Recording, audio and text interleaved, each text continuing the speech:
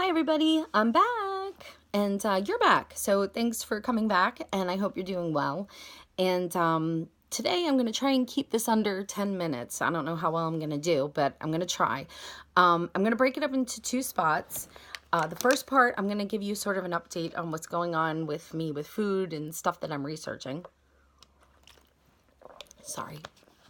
And the second part is going to be, if you saw my blog title, you probably saw the finally fentanyl free, and it's going to be about that. So let's get started. Okay, first things first. It's been one whole month of me drinking my coffee. Isn't it? Look at my mug. It's so cute. It's a border collie because I love border collies. I've been drinking it for a month, and here's what I've discovered. Number one, if you haven't asked me for a free sample, you're nuts. You have to ask me. I've given out so many of them, and everybody who's given me feedback tells me they love it. They do. They love it. So I've had some really neat results with it. I'm really happy with it, and I'm going to keep drinking it. I did not change my diet because I wanted to see what would happen if I waited for, like, if I just drank it. What happens if I just drink it? I stopped craving sugar, and I started to, like, develop this weird, like, sugar, salt, like, savory and sweet, I think they call it, thing going on. Whoever invented salted caramel, oh my God, that person is not only a genius, but I think they know the devil. Because it's so good. It's so delicious. Anyway, I don't crave those things when I'm drinking this. I like it so much. I can't even begin to explain it to you. I have a lot of energy, tons of energy. If you're an energy drink consumer, definitely, oh my gosh, this is so much cleaner. None of those crazy chemicals in it. And it, it gives you great energy, and you can sort of feel it out how you want to do it. It's cheaper than Starbucks or Dunkin' Donuts. It definitely has better benefits like that none of those have. So, my hair and my nails, oh my God. Now I take biotin, so I do pretty well, but it's been crazy. And I've been speaking to other people who drink it, and they said the same thing. They're like, my hair is going nuts. It's awesome. Plus, I have an anxiety disorder, which I think I've said before. And I no longer have to take one of my medications, it was actually the more addictive one.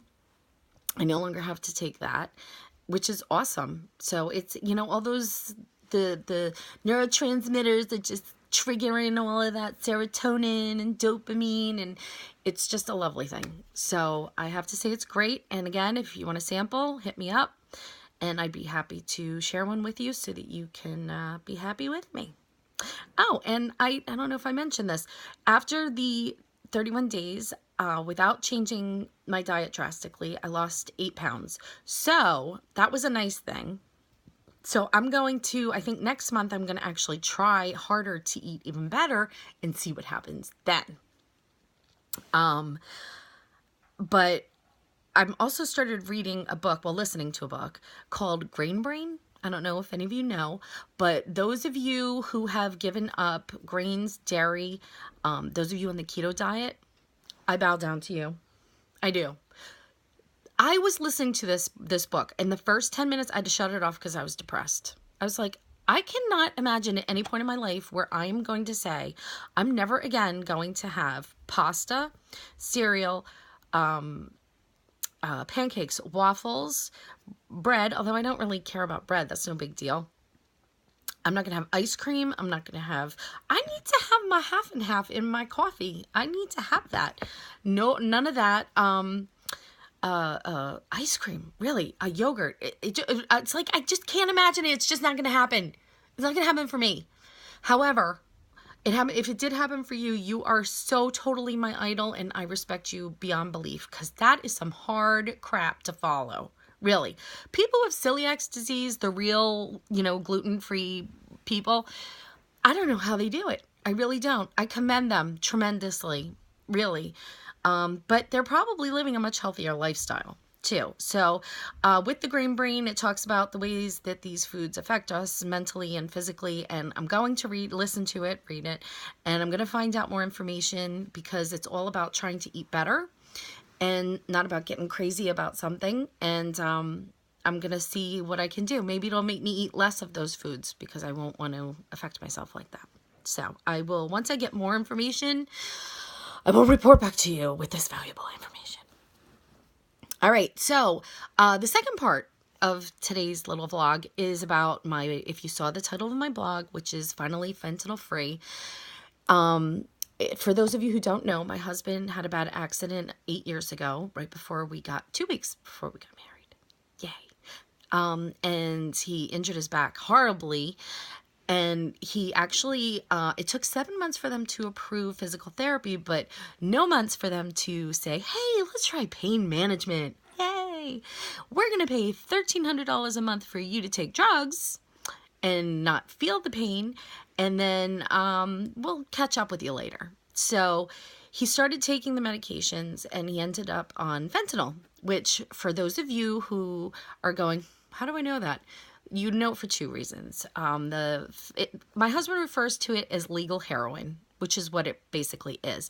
So you may hear about how everybody's trying to get their hands on it because there is a fentanyl abuse epidemic going on right now. Because again, it's like heroin. We all have this heroin problem in our country. To the point where I didn't even want to tell people that he was taking it because I was afraid that if somebody found out that they would break into our house and try and steal it, because you could get a lot of money from it apparently if you sell it illegally.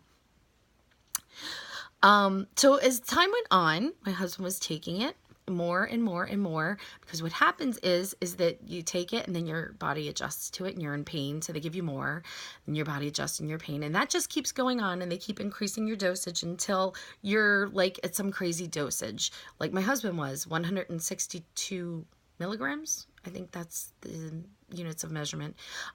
Needless to say, if you would like to know how high that is, when there was a period of time when the fentanyl patch wasn't sticking, the adhesive was not working well, and they had informed me that if it fell off of him, that if my daughter picked it up, it would kill her, and if it got stuck on the bottom of my foot, it would kill me. And it's this little tiny thin thing, so who knows? So, and anytime that it fell off, we would be like, everybody stop. And you'd go on this massive search for the fentanyl patch. Where's my patch? Then he started using all this athletic tape to tape it to his body. And he'd have horrible allergic reactions to it. But they kept giving him more and more and more because he was in pain. And he assumed that this was the only thing he could do after having 2 surgeries. So does this sound familiar to anybody? Because I feel like we all know somebody who's going through something like this.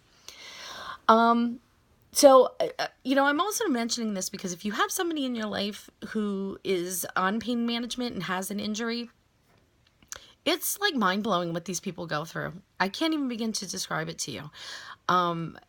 Pain management does not fix anything.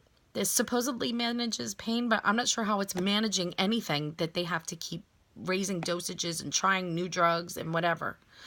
It's managing to keep your ass on the couch and be stuck in life is what it's managing to do. You become a slave to it. So after 5 years of this, my husband had gained 50 or 60 pounds, and he'd been sitting on the couch. I'd come home and he'd be sitting there in pain, TV on, iPad, telephone, just like totally sucked into his own little world. And his doctor had said, eventually you're going to have to stop taking it. But, for now you're doing okay. Don't worry. And after 5 years of this, he said, you know what? I'm going to try to stop taking this because I don't want to live like this anymore. And he was scared and he was terrified. And if you know somebody who's on pain management, you know that if you ever say anything to them about stopping taking the medication, they break. No, it's impossible. You don't know. I have a special situation. It's never going to get better. Well, my husband has rods in his back, and he's had multiple different kinds of surgeries, and it's not going to fix it either. But I'll tell you what, he started lowering his dosage like every couple of months. And every couple of months, there would be 2 weeks of hell at our house, like hell. He would be in mental turmoil and physical turmoil and emotional turmoil. His whole body would start freaking out. It would go through withdrawals, even though he was just lowering the dosage, not giving it up, just minuscule amounts. He'd be throwing up, sick to his stomach, curled up in a fetal position, hot, cold, miserable. Things would start hurting that didn't hurt before. It just went on and on and on. A man who never cries, who's super optimistic, would be standing there with tears in his eyes looking at me going, I can't do this. I can't do this. But he did it. He did it a whole lot. And here's what he found out. He found out that when he lowered his dosage, he came like a little bit more out of the fog that he was in. And he wanted to do stuff. He had a desire to do something. So he got up and he started doing something. And when he started doing things, he started losing weight. And in turn, his back hurt less because he wasn't carrying around all this weight and sitting there like a lump, you know? And the more he would start doing, the more weight he would lose and the better he would feel. And then he'd want to go down more on his dosage. And instead of the spiral downward that pain management put him in, he was going on a spiral upward. So at the beginning of this year, the pharmacist ran out of fentanyl patches and he was all the way down to 25. And he thought, you know what? I'm just not going to take it. I'm going to stop. I'm not going to take it anymore. So he didn't. And for a couple of days, he felt super. No more opiates running through his system. He felt great. And then all of a sudden it hit. And it hit hard because 25 was a huge drop.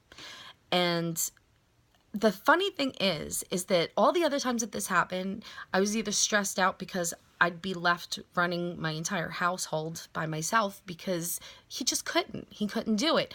Or he could do a little bit. Or he just wasn't capable. But this time I didn't even care. I was like, that's it. You do whatever you have to do to get through this. Anything. Because this is the last time. I can barely get through sugar withdrawals. I can't. I sit there at night sometimes pacing in my kitchen if I'm up at like 2 o'clock in the morning and I'm thinking and I'm starting to get, I fall into that habit of, oh my God, I'm so stressed out. Maybe I should eat. And I'm knowing that that's not the solution. That's not my body talking. That's my brain. And that was a nightmare for me. He's not taking narcotics. He's trying to avoid them. So I remember at one point he looked at me and I guess it was like 2 weeks ago. And mind you, during this time, some people thought that he was actually doing other drugs. Like, oh, I know, it seems like you're on something, but he was coming off of something, which is also kind of hilarious to us. But he looked at me and he grabbed me by the arms and his eyes were so desperate looking. And he was so stressed out and he said, I don't think I can do this. What happens if I can't do this? And I just looked at him and I said, this is it. You never have to do this again. You're done. You're done. And he did it. And I'm so incredibly proud. I know that our story is such a rarity because so many people have to go to rehab or they have to be outpatient or whatever. And my husband's badass enough that he did it all by himself. And I have to tell you, I've done this video multiple times and I've never been able to get through it without crying. So even though I'm a little watery, I'm doing really good.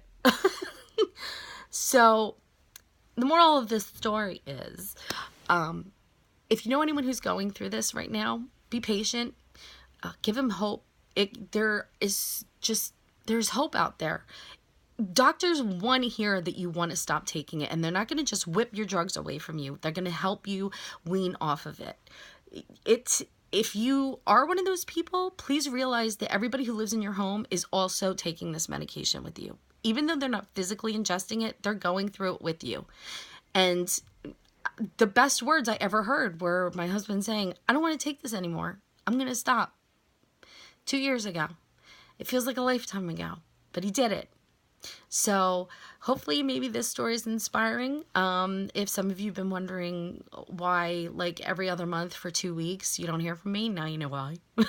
I was busy. But so congratulations, Justin. When you see my husband, you can commend him on doing something amazing. It's amazing.